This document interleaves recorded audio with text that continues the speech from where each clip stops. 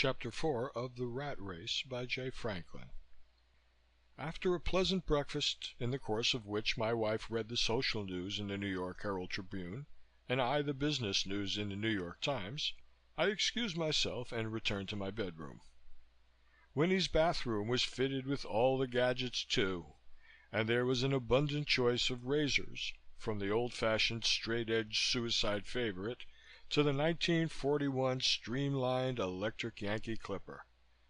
I tried out the scales and found that my involuntary host weighed over 195 pounds, a good deal of it around the middle. Oh well, a few weeks of setting up exercises would take care of that. A cold shower and a brisk rub made me feel a little more presentable, and I climbed shamelessly into Winnie's most manly tweeds. "Are you catching the 10 o'clock, dear?" Germaine called from her bedroom.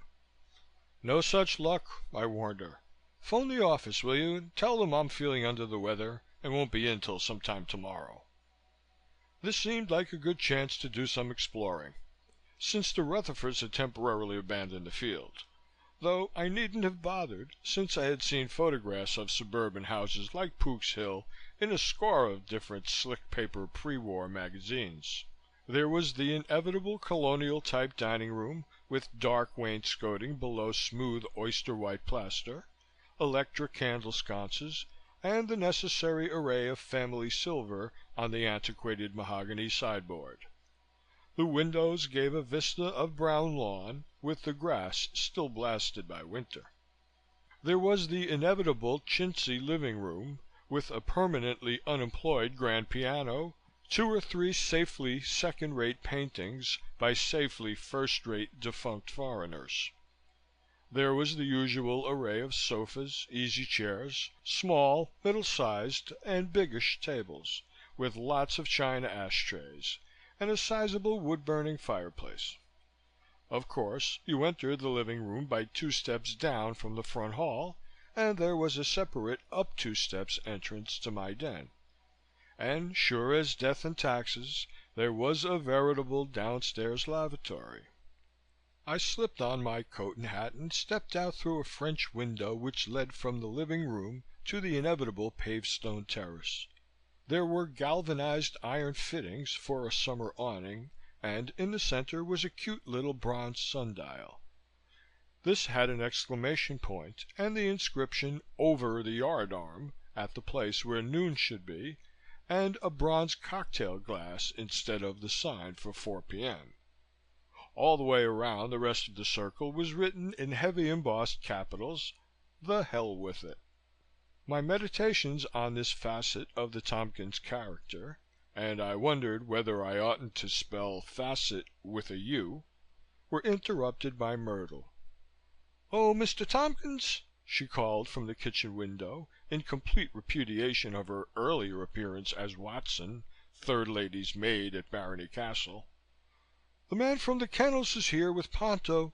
Where shall I tell him to take the dog?" I hurried back indoors. There was still a chill in the air, and I really prefer my trees with their clothes on, and found a gnarled little man who reeked of saddle soap and servility. "Well, sir, Mr. Tompkins," he beamed the old retainer at me, "that dog of yours had a close call, a mighty close call. Thought he was a sure enough goner. Tried everything, injections, oxygen, iron lung, enema, no dice. Then yesterday afternoon he just laid down and went to sleep, and I thought, my, won't Mr. Tompkins feel bad. But he woke up, large as life and twice as natural, and began carrying on so that I guess he wanted to come home to his folks. He's a mite weak, Mr. Tompkins. Very weak, I might say, but he'll get well quicker here than at my place, and I'll pop in every other day to keep track of him. Never did see anything like the recovery that dog made in all my born days. Now, about his bowels." I waited until he had to draw a breath and made swift to congratulate him on his professional skill. "I wouldn't have lost Ponto for $1,000, I said. "Let's get him out of your car and up in my bedroom," I added. "He's been like a member of the family and—" A series of deep bass barks interrupted me, followed by ominous sounds of a heavy body hurling itself recklessly around inside a small enclosed space. "There," said the vet. "He recognized your voice. Come on, Ponto, I'll fetch you. He's pretty weak, Mr. Tompkins, but he'll get strong fast if you feed him right." The vet twinkled out the front door and returned shortly leading a perfectly enormous coal-black Great Dane on a plaited leather leash. Ponto did not look very weak to me, but I've always been fond of dogs and I figured that kindness to animals might count in my favor. "Good dog," I condescended. "Poor old fellow." The "poor old fellow" gave a low but hungry growl and lunged for me with bared teeth, dragging the vet behind him like a dory behind a fishing schooner. I jumped into the den and slammed the door, while Ponto sniffed, snapped and grumbled on the far side of my defenses. "Tell you what, doctor," I called through the panels. "Take him upstairs and put him in my room. It's the one to the right at the head of the stairs. He's just excited. Shut him in and as soon as he's calmed down, I'll make him comfortable." While this rather cowardly solution was being put into effect, I sat down and thought it over. Apparently Winnie had been the kind of man whose pet dog tried to rip his throat out. That was puzzling, since from what I remembered of him at school, he had, if anything, been only too amiable. I waited out the vet's last-minute report and instructions, and then rang the bell for the maid. "Mary," I said, "will you help the doctor with his hat and coat, and then take Ponto a bowl of water? The poor old fellow's had a rough time." The vet departed, and I listened while the maid went upstairs. Then there was a scream, the crash of breaking china, and the sound of a door being slammed. I bounded up the steps to find Mary, white-faced and trembling, looking stupidly at the broken remains of a white china bowl and a sizable puddle of water on the hardwood floor outside my bedroom. The door of my wife's room burst open and Jimmy appeared with a wild, "What on earth?" "It's that dog, sir," gasped Myrtle. "When I came in with the bowl of water like you said, there he was lying on your bed like a human and what?" I demanded. "And he was wearing your pajamas, sir," she sobbed. It's uncanny." Germaine supplied the word.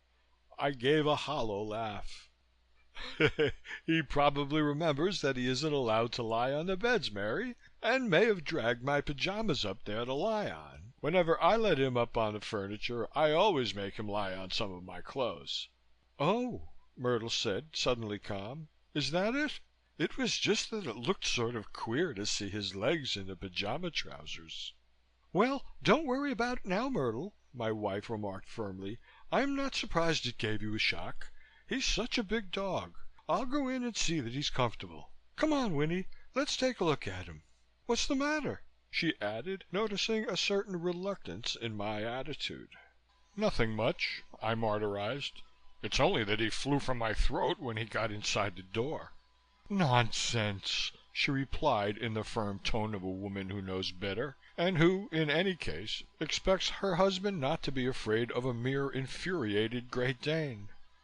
"You know Ponto always puts his paws on your shoulders and licks your face every morning, as you taught him." My rollicking laughter was a work of art. "Of course, that was it," I agreed. "And he's been away from us so long that he was overeager. Come on, let's see if we can't make the poor beast comfortable." But I let her lead the way. The poor beast was lying panting on my still unmade bed. The flowered Chinese silk pajamas which I had worn at breakfast were indeed strangely twisted around its gaunt body.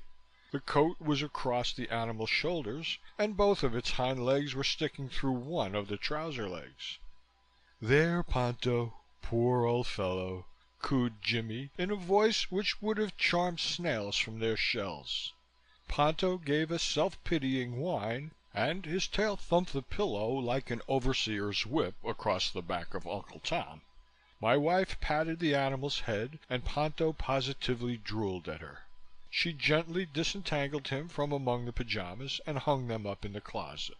As she turned toward the bed, he jumped to the floor, reared up, put both paws on her shoulders, and licked her face convulsively, giving little whines and shiverings. "Poor old fellow, poor old Ponto," she crooned. "Was he glad to get home from the nasty old kennel? There." And she massaged his ears. "Come on now, Ponto," she remarked more authoritatively. "Say good morning to your master." The answer was a grand diapason of a growl and the baring of a thicket of gleaming white fangs in my direction. "Ponto," she ordered, as the beast positively cringed.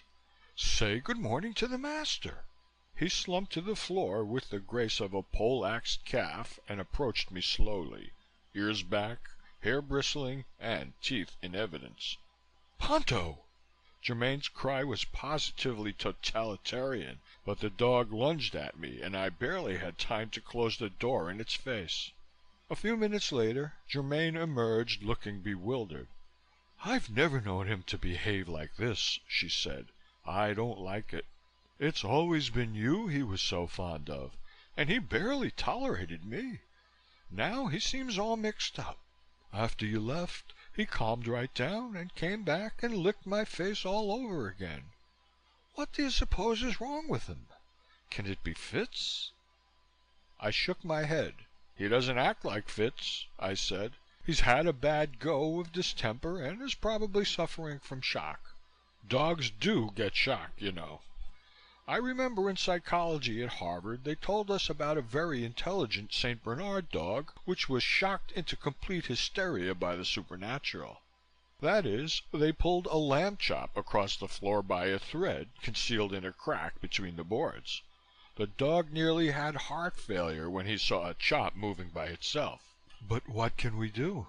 she asked. "Let's send him back to the kennels until he's cured." "Nope. From what Dr. What's-his-name Dalrymple. From what Dalrymple said, he'd started acting up at the kennels and he, the vet that is, thought Ponto would be better off at home." "But we can't have him going for you every time you use your room." "Then I won't use it. I'll sleep in the guest room," I added swiftly, lest she leap to feminine conclusions.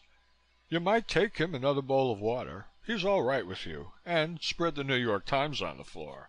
And a damned good use for it. And bring out my clothes and things. He seems to have quite a leech for you, and we'll just leave him there to think things over by himself." "How about his food?" she asked. "Shouldn't he have a special diet?" "Nope. I'll let him go hungry for a day or so. So long as he has plenty of water, it won't hurt him. Then, when he's weak enough so as not to be dangerous, I'll bring him some nice dog biscuits and warm milk, and he'll learn to love me the best way, by the alimentary canal." She looked at me closely. "You do look rocky," she said. "You've had a shock, too. Hadn't I better call the doctor?" I shook my head. "No more doctors, please. I'm out of condition, I guess, and all this dodging Great Danes is hard on the nerves. I'll go down and mix myself a brandy and soda. You might join me when you've moved my things upstairs. We've got to talk over a lot of things." When I finally managed to settle down in my den with a stiff drink, I felt besieged, bewildered, and backed up against the wall. There could be no reasonable doubt about it. The dog knew. Ponto knew that I was an interloper, that the real Winnie Tompkins no longer existed, that a stranger was masquerading in his body and clothes. The uncanny instinct of a dog had led him to the truth when even Winnie's wife had been deceived. This was a new twist in the maze. I couldn't imagine the master of the rat race watching with scientific detachment to see whether Frank Jacklin would make it or would be disqualified in the first round. Of one thing I was certain. Unless I could establish some kind of personal understanding with Ponto, suspicion would gather around me. For the moment, Germaine did not doubt that I was her husband. My conduct had puzzled her, but she had lived with Winnie so long that it was probable that she no longer specifically noticed him. Virginia Rutherford would be more dangerous. She was a woman scorned, and she had been tricked out of an intrigue. She had every motive for digging out, or even for inventing, the truth. But I had given myself a good excuse to keep her at arm's length. She couldn't force her way into my clubs. I would tell my office staff to keep her away from me, and she couldn't be so ill-bred as to thrust herself into my home. If I could appease Ponto and avoid Virginia, I had a fair chance of getting away with it. "Beg pardon, sir." It was Myrtle. "Yes, Mary." "Mrs. Rutherford is back, sir. She wants to see you."